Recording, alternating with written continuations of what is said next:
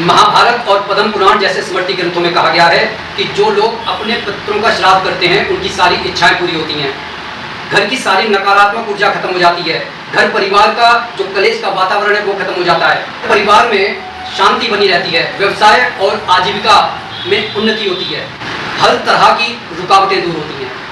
इस दिन दोपहर के समय अपने पितरों को श्राद्ध करना मतलब इसे शुभ समय कहा गया है। इस समय आपको अपने लोटे में गंगा जल, प्लेन वाटर, गाय का दूध, काले तिल लेकर दक्षिण दिशा की ओर मुख करके इस तरीके से हथेली करके उसमें कुशा लेकर आपको पितरों को तर्पण करना चाहिए। थाली में कौए, गाय, कुत्ते और चीते के लिए भाग निकालना चाहिए। घर की महिलाओं को मुख्य दरवाजे पर और घर के आंगन में रंगोली बनाकर अपने पितरों का स्वागत करना चाहिए। इससे पितृ शांत होते हैं, संतुष्ट होते हैं, तृप्त होते हैं। नहीं तो घर में कोई ना कोई व्यक्ति एक नेगेटिव इम्पैक्ट से घिरा रहेगा, और जब वह नेगेटिव इम्पैक्ट से घिरा रहता है तो रोग आते हैं, परेशानियां आती हैं, जिससे घर के सारे लोग परेशान हो जाते हैं। तो कोशिश और प्रयास कीजिए कि हमारे घर परिवार के सभी लोग स्वस्थ रहें, और हमारा ये फर्ज बनता है क्योंकि हमें ये मालूम है कि ये जो पितृपक्ष का जो समय है 16 दिन का, जो इस समय 7 सितंबर से 21 सितंबर तक चलेगा, इस दौरान जब सारी सकारात्मक शक्तियां सो रही होती हैं और नकारात्मक शक्तियों जो शक्तियां हैं इस समय अपना विकराल रूप धारण कर लेती हैं। और नकारात्मक शक्तियों का काम ये होता है कि वह किसी भी तरीके से जो अपना भोजन इकट्ठा करें, वो भोजन कहाँ से इकट्ठा करेंगी? वो अपना भोजन इकट्ठा करेंगी जो लोग इस समय इस संसार में रह रहे हैं उनको परेशान करके, उनके खून को पीकर। और ऐसे समय हमारी रक्षा हमारे इष्ट कर सकते हैं, हमारे गुरुदेव कर सकते हैं, हमारे पितर कर सकते हैं।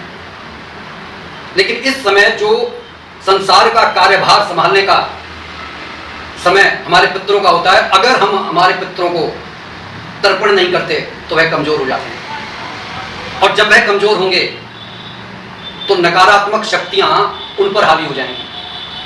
लेकिन जब हम उनका तर्पण करते हैं तब वह इतने शक्तिशाली हो जाते हैं कि वह हमारे ऊपर आने वाली किसी भी विपत्ति को बांध सकते हैं, हटा सकते हैं, दूर कर सकते हैं उनके आशीर्वाद में, और उनके अंदर इतनी शक्ति पैदा हो जाती है।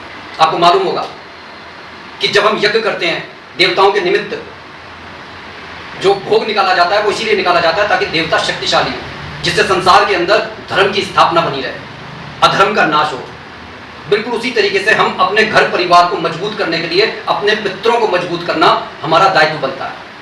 वो हमारे घर की ढाल हैं, इस बात को हमारे को नहीं भूलना है। नकारात्मक शक्तियों से बचाने वाले हमारे पितर ही हैं, इसलिए हमारे को उनके निमित्त हर अमावस को जो है तर्पण करना चाहिए। बल्कि हमारे पूर्वजों ने तो ये कहा है कि नित्य अगर आप कर सकते हैं तो उनके प्रति तर्पण कीजिए दक्षिण दिशा की ओर,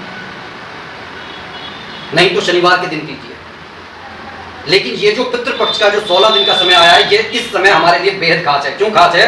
क्योंकि 7 तारीख को चंद्र ग्रहण पड़ रहा है जो पितृपक्ष की शुरुआत है, और 21 तारीख को सूर्य ग्रहण पड़ रहा है जो पितृपक्ष का अंतिम दिन है, जिस दिन पितृपक्ष इस संसार से पुनः यमपुरी को लौट जाएंगे।